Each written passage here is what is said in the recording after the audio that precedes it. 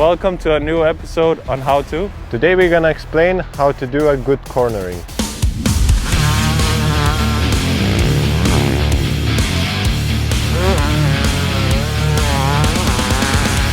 Corners is really important in motocross. Of course, it's really important to choose the good line, and also would say that inside is always the shortest way, which makes it also good, but not every time is the best. So choosing line is very important. For the best choice of the line is very important when you come into the turn, and overall in the track your eyes has to be watch in front, because it's not good when your eyes is just looking under the fender, just in front of the wheel, because then you cannot see which is the best line. So when you look in front, you see the good lines and you take a good choice, and that's how you become faster and faster. Line choices can be difficult because they can change a lot over the moto, and yeah, you do a 30-minute moto, it can change many times, but the most important thing is to have your head up coming into the corner and kind of have an open mind to try new lines even. Sometimes there can be an outside line that is really smooth when the inside is way too bumpy, and that can even save you a lot of energy. So the overall thing is just to be aware, and even for practices you can try and variate and try different lines just to see what works best for you.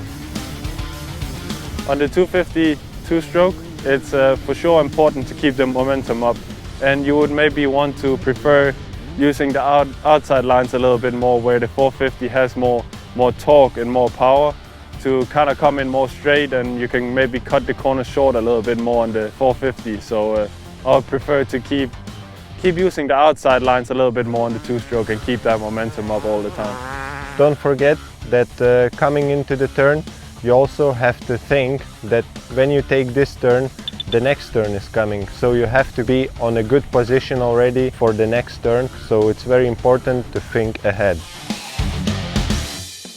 So coming into a corner, what I like to do is stand up for as long as possible through the braking bumps. And once you hit the berm, you sit down and kind of lean back and get the traction, especially in the sand.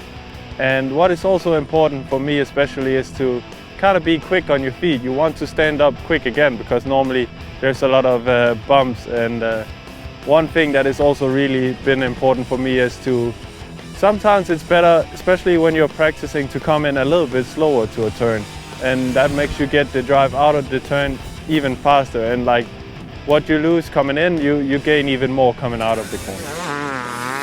Choosing the right gear for the corner is very important, and you want to really learn the track first to kind of have it in your mind what gear you need to use. But other than that, you need to really feel the bike, and when it's pulling and when it's not. You can help the bike a little bit with the clutch, but with what I was talking about before, with coming in a little bit slower, that also helps you keeping the momentum up, and on that way sometimes you can even ride a gear higher and keep the overall speed up. It's quite important to not use too much of a clutch, because that brings you good traction and everything. Of course, you always need to have a little bit control on the clutch, but less is better.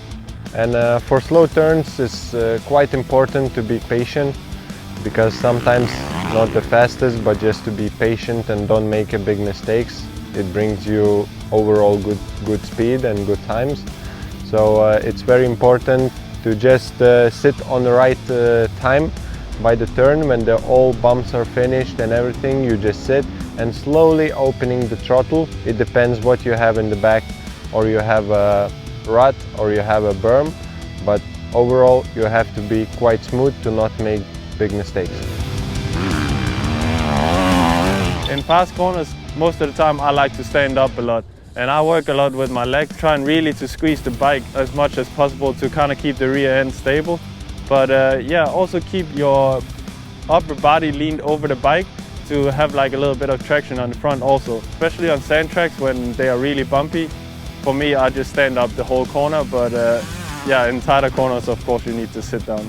So in the standing position, you have to be sure that you keep your bike tight with your legs, and your position a little bit has to be on standing, a little bit in the front. Of course, elbow position is also important to keep your bike in the strength. In the fast turns, when you go fast, it's quite important to have a good feeling. The best way is to have your feet really on the toes. If it's bumpy turn, it makes second suspension, your legs are suspension more, your ankles. It makes a good feeling, and then you can hit the turn faster and faster. That's it for another episode. I hope you guys learned something and you can use it on the track. So now go to your local dealer and check out this new model.